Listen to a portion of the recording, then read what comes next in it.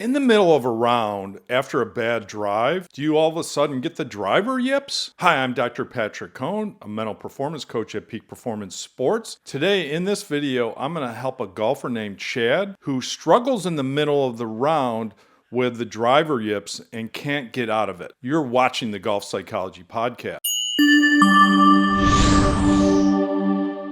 Before we get rolling, if you appreciate my videos, please like this video, subscribe to the channel, and hit that notification bell so you'll be notified of future videos. Here's a question I received from Chad. I have the driver yips, and once it creeps in around the middle of the round, it doesn't go away and it messes with my confidence. Technically, I've always struggled with the upswing, and I know my tendency is to hit down and lean too far forwards to the target, causing high pop-ups. But I can't seem to pull out of it, even though I know what I'm doing. Do you have any ideas that can help? Chad, thanks for your question. The good news is you don't start the round with the driver yips. It only happens probably after you hit a marginal shot or you hit one out of play.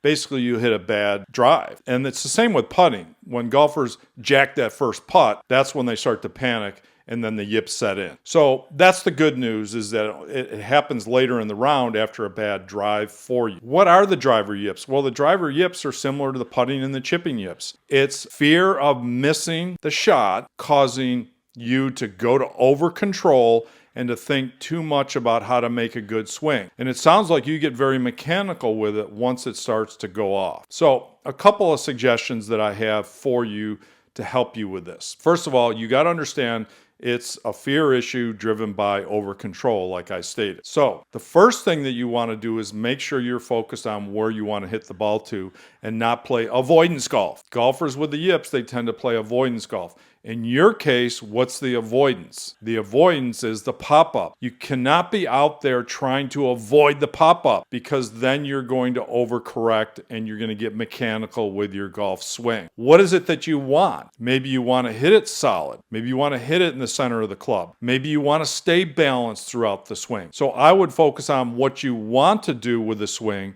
rather than what you're trying to avoid. So that's the first thing. I feel like you get too mechanical after that one bad drive, and that's when things start to get yippy for you. And then once you're in that state of yips, it's hard for you to get out, because now you're over controlling based upon your last drive. You go to over control and you go to overcorrect, which means you're overthinking your golf swing at that point, trying not to hit that pop-up. The second part of this is, I feel like that once you have a bad drive, it doesn't mean you're going to get the yips. Like golfers have they miss that first 3-footer.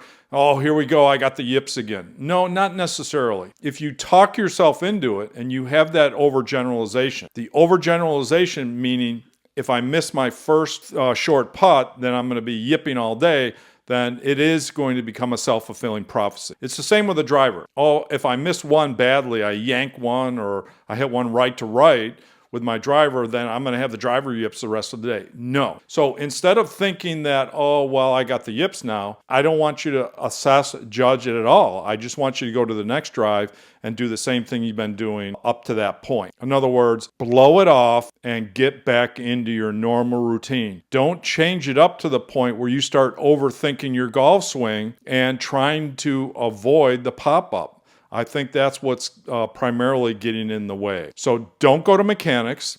Instead, I want you to go to swinging the club more freely. That's right. Don't go to over control. Try and swing it more freely. And that means basically grip it and rip it instead of try and control it. So I think those two ideas will go a long way for you. But like I said, the good news is it only happens in the middle round. People that really are entrenched in the yips, they have it on the first tee box, honestly. And often they might have it even on the range when they're really entrenched. So the key for you is to not talk yourself into, oh, I have the driver yips now. All right. Thanks for your question. If you want more information about how to overcome the yips, you can check out puttingyips.com. We got a lot of resources there for you.